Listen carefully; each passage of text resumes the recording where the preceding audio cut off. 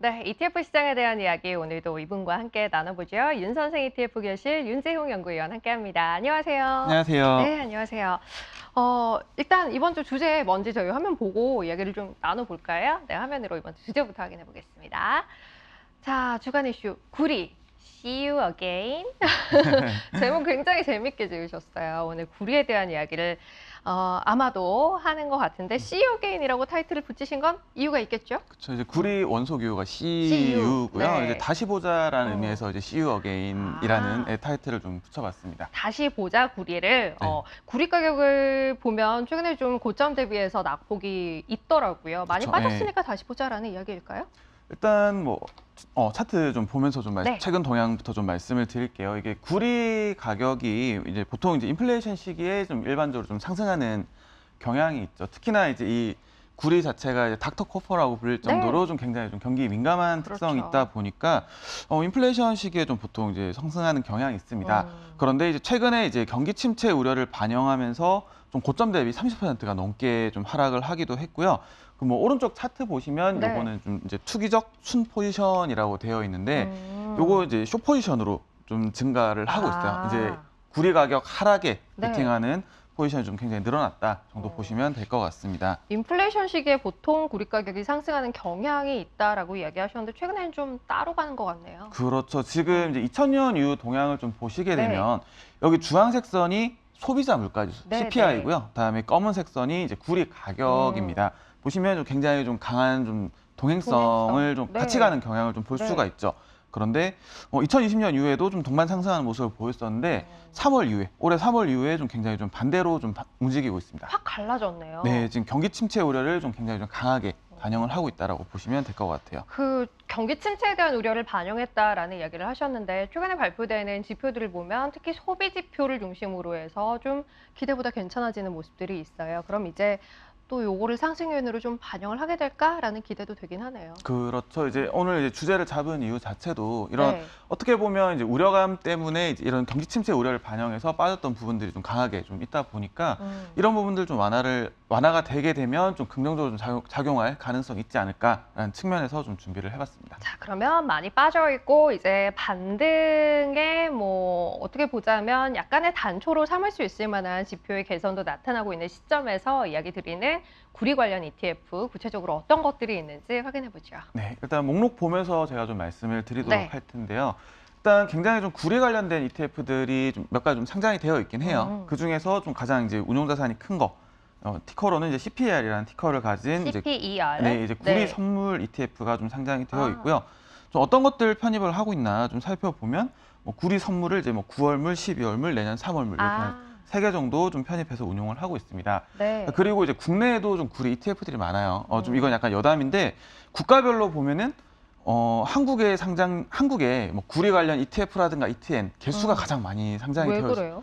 그래요? 국내 ETF 시장에 좀 약간 특이한 그런 것들이 있는데 뭐 니켈이라든가 그런 이제 구리 이런 금속 관련해서는 네. 좀 더 라인업이 좀 다양하게 상장이 되어 있는 경향들이 좀 관심이 좀 있나 봐요, 우리나라. 그렇죠. 이제 워낙 이제 또 강하게 네. 이제 움직이는 네. 것들 관심 많으시다 보니까 그런 것들 라인업이 좀 잘 되어 있고요. 자, 이야기 좀 계속해서 이어가면 뭐 타이거 구리 실물 같은 경우는 이제 구리 현물을 운용을 하고 있고 그다음에 뭐 구리 선물 환해지 같은 경우는 이제 구리 선물을 이제 편입해서 네. 운용을 하고 있는 ETF 역시 상장이 되어 있습니다. 타이거 구리 실물? 네. 요거는 구리 현물을 네. 편입해서 운용하고 있는 거고 CPER 이제 저희 가장 많이 하는 요 ETF는 구리 선물을 편입해서 운용하고 있는 ETF다. 그렇죠. 대표적인 ETF 이렇게 소개드렸고요. 또 혹시 다른 투자의 방법들도 있을까요? 네. 이제 원자재 관련해서 우리가 좀 투자를 하다 보면 이제 굉장히 좀 이제 문제점이라고도 할 수가 있는 네. 게 일반적으로 이런 이제 원자재 관련된 ETF들은 선물을 편입해서 좀 운용을 많이 해요. 네네네. 그런데 이 선물로 좀 운용을 하다 보니까 가격이 올라가는 구간에서 이게 수익률을 우리가 보는 가격을 좀 잘 못 따라가는 네네. 경향이 있다라는 거. 이게 좀 롤오버라든가 그런 것 때문에 네, 그런 네. 문제들이 좀 있고요. 자, 그러다 보니까 이제 보통 이제 제가 말씀드리는 것들은 이제 구리에 관련된 해당 원자재에 관련된 산업. 예를 들면 이제 농산물에 투자하는 게 아니라 이제 농산업에 투자한다거나 네네네. 그런 형태로도 접근이 가능할 것 같고요. 그 차트 좀 보시면서 네. 좀 말씀을 드릴 텐데, 자, 지금 이제 화면에서 보시는 차트 주황색 선은 구리 가격이고요. 그리고 검은색 선은 이제 구리 채굴 산업에 투자하는 ETF입니다. 네. 이런 산업들 특히나 이제 원자재 가격이 매출로 바로 연결이 되고 그리고 이 고정 비용 어떤 이제 광산을 이제 개발하고 이제 그런 이제 기본적으로 들어가는 고정 비용이 좀 높다 보니까 네. 원자재 가격과 굉장히 좀 연동성이 높습니다. 여기도 보시는 것처럼 구리 가격보다 좀 더 이제 크게 움직이는 모습을 좀 더 그러네요. 보실 수가 있고요. 그렇죠. 구리 뭐 선물 편입해서 가져가는 ETF도 물론 있습니다만 이제 롤오버 등의 문제가 있기 때문에 그걸 제하고 가져갈 수 있는 가격과 연동성이 큰 ETF를 본다면 산업에 투자하는 구리 채굴 ETF를 볼 수 있을 것 같다라고 이야기를 주셨고요. 구리 채굴 ETF는 지금 화면에 나간 게 COPX였죠. 이거 좀 자세히 볼까요? 네, 좀 자세히 좀 보실 네. 텐데 구리 채굴 관련 채굴 산업 전반에 관련된 ETF들은 좀 상장이 몇 개 돼 있어요. 꽤 다수 상장이 되어 있는데 구리 채굴에 특화된 ETF는 좀 거의 찾아보기가 어렵습니다. 네. 뭐 COPX 정도 좀 상장이 되어 있다고 보시면 될 것 같고요. 뭐 운용 자산은 한 11억 달러 정도, 원화로는 한 1조 5천억 정도 규모로 좀 상장이 되어 있습니다. 네, 그래서 알겠습니다. 뭐 그루프 멕시코라든가 뭐 글렌코어 같은 종목들이 좀 편입이 되어 있다라는 거 같이 보실 수가 있을 것 같고요. 요거는 변동성이 좀 높은 편이죠. 그렇죠. 변동성 이야기도 했습니다만 저희가 이제 구리 가격 그리고 구리 산업과 관련한 투자를 할 때 유의해야 할 부분도 있을 것 같아요. 마지막으로 정리할까요? 일단 유의할 사항은 이런 이제 마이크로소프트에 이어서 뭐 애플 같은 경우도 이제 감원 발표 얘기가 나왔죠. 네. 그러다 보니까 이 경기 침체 관련된 내용들이 좀 지속적으로 좀 나오고 있는 상황이고요.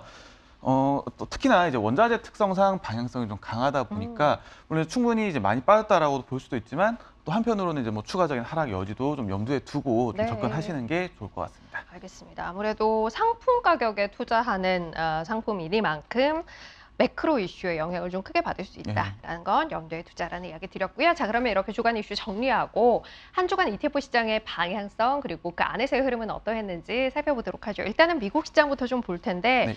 유입이 계속되긴 했었어요. 자금이. 지난주는 어땠을까요? 네, 지난주는 이제 자금 유입이 좀 확대가 다시 됐습니다. 네네. 미국 시장은 이제 81억 달러 정도 이제 자금이 좀 유입이 됐고요.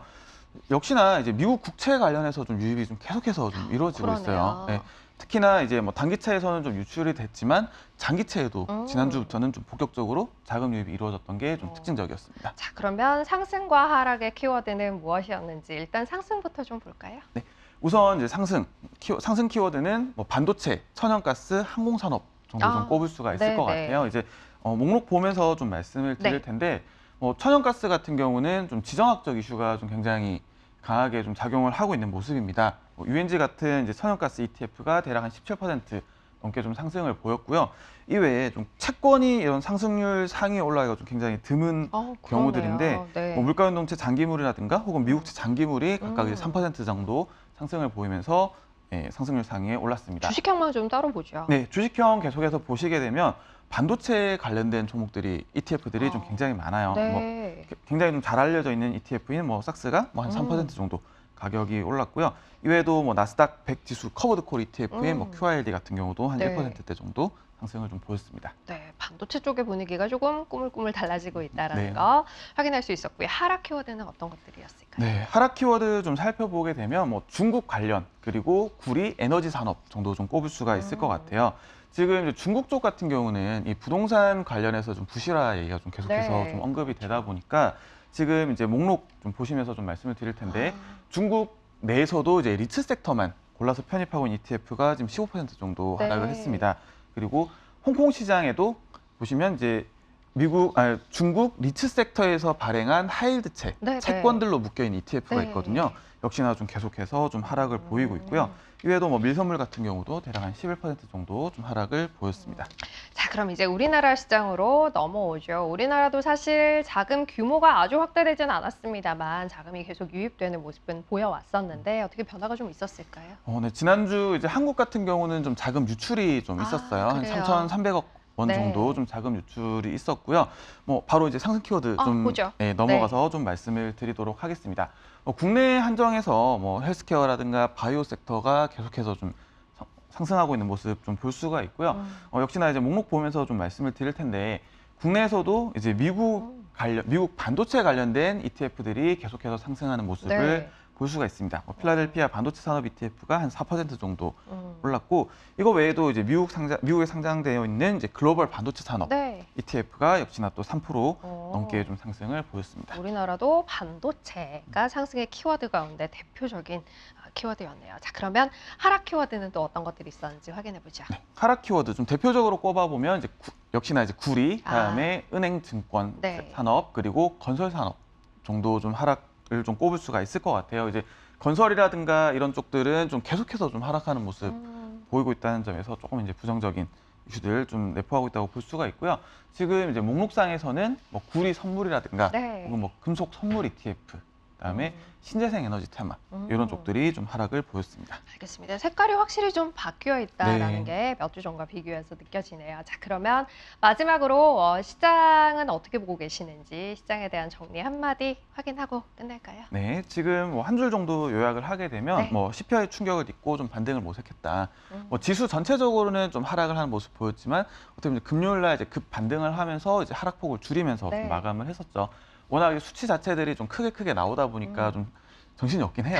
맞아요. 그럼에도 불구하고 시장은 여전히 이제 바닥을 좀 찾아가고 있는 모습이다라고 말씀을 드릴 수가 있겠습니다. 바닥 짚고 이제 돌아서고 있습니다. 완전하게 올라오고 있습니다라는 이야기 빨리 좀 들을 수 있었으면 좋겠어요. 오늘 윤 선생 ETF 교실 마무리합니다. 윤재용 연구위원 함께했습니다. 고맙습니다. 고맙습니다.